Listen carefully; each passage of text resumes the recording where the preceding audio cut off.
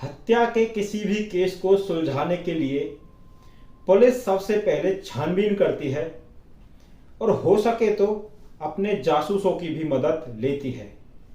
लेकिन आगरा में एक ऐसा केस हुआ कि जिसमें एक तोते ने घर में ही छुपे हत्यारे को जेल तक पहुंचाया। मालिक के कत्ल के 6 महीने बाद ही तोते की भी मौत हो गई, लेकिन मरने से पहले वो कत्ल से जुड़े कई खौफनाक राज खोल कर गया। घर में महिला का कत्ल हुआ, कातिल घर के अंदर ही छुपा था। वो इतना शातिर था कि उसने एक सबूत नहीं छोड़ा, फिंगरप्रिंट भी मिटा दिए थे और खून के धब्बे भी साफ कर दिए थे। यहां तक कि घर के कुत्ते को भी बड़ी बेरहमी से मार दिया था। लेकिन घर में कत्ल के वक्त कोई और भी मौजूद था और वो था महिला का तोता।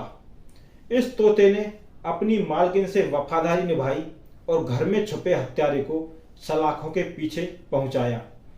पूरे मामले की सच्चाई जानने के लिए हमारी वीडियो को अंत तक जरूर देखें। राम राम, नमस्कार, जय हिंद दोस्तों। मेरा नाम है पंकज कुमार। क्राइम वाली बात चैनल में आपका स्वागत है। हमारी वीडियो को लाइक, चैनल को सब्सक्राइब और बेल आइकन को दबाना ना भूलें।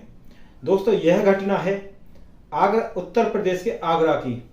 उत्तर प्रदेश के आगरा में विजय शर्मा अपनी पत्नी नीलम शर्मा, एक बेटा और एक बेटी और पिता आनंद शर्मा के साथ रहता था। विजय को फिरोजाबाद एक शादी में जाना था। विजय अपने बच्चों को भी अपने साथ फिरोजाबाद शादी में ले गया। शाम को तीनों फिरोजाबाद के लिए निकल गए। अब घर पर बस नीलम और उनके ससुर आनंद शर्मा बचे थे। नीलम खाना खाकर अपने घर में सोने के लिए चली गई और थोड़ी देर बाद ही आनंद भी अपने कमरे में जाकर सो गए। आधी रात में घर में कोई घुसा और वो सीधा नीलम के कमरे में पहुंचा। वहां पहुंचते ही धारदार हथियार से उसने नीलम पर हमला किया और उसे मौत के घाट उतार दिया। इसी बीच घर में कुत्ते ने यह कत्ल होते हुए देखा। कातिल ने उसी धारदार हथियार से कुत्ते पर भी हमला करके उसे भी मार दिया। फिर रात के अंधेरे में ही हत्यारा फरार हो गया। एक रात में इस घर की तस्वीर बदल चुकी थी। घर की मालकिन और कुत्ता दोनों की डेड बॉडी घर के अंदर पड़ी थी। रात में कत्ल हो गया था, लेकिन आनंद शर्मा की नींद खुली ही नहीं। सुबह जब वो उठे तो घर का मंजर देखकर हैरान रह गए। विजय शर्मा को फोन किया और फिर थोड़ी देर ही बाद विजय शर्मा अपने बच्चों के साथ घर आ गया। मां की लाश देखकर बच्चे फूट फूट कर रोने लगे। उन्हें लग रहा था कि काश वो पिता के साथ शादी में नहीं जाते तो आज मां जिंदा होती। विजय और बच्चों को देखकर घर में मौजूद तोता भी जोर जोर से रोने लगा। यह तोता नीलम ने पाला हुआ था और वो अपनी मालकिन से बेहद प्यार करता था। नीलम भी अक्सर तोते से बातें करती थी। नीलम को डॉग और तोते से बेहद ही प्यार था।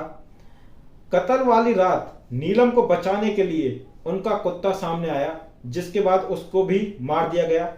लेकिन कातिल को यह ध्यान नहीं था कि तोता सब कुछ देख रहा है। पुलिस ने बिल्डिंग को सीज करके कत्ल की छानबीन शुरू की, लेकिन घर से कोई सुराग हाथ नहीं लग रहा था। पुलिस को शक तो कई लोगों पर था, लेकिन कोई सबूत के बिना कुछ भी नहीं हो सकता था। विजय शर्मा पत्नी की मौत से बेहद ही दुखी थे। तोता लगातार विजय को कुछ बताने की कोशिश कर रहा था। हालांकि मालकिन की मौत के बाद वो भी काफी शांत हो गया था, लेकिन कत्ल की बात पर वो चिल्लाने लगता था। इसी बीच घर वालों के मुंह से तोते ने आंसू का नाम सुना तो वो उस नाम पर जोर जोर से चिल्लाने लगा।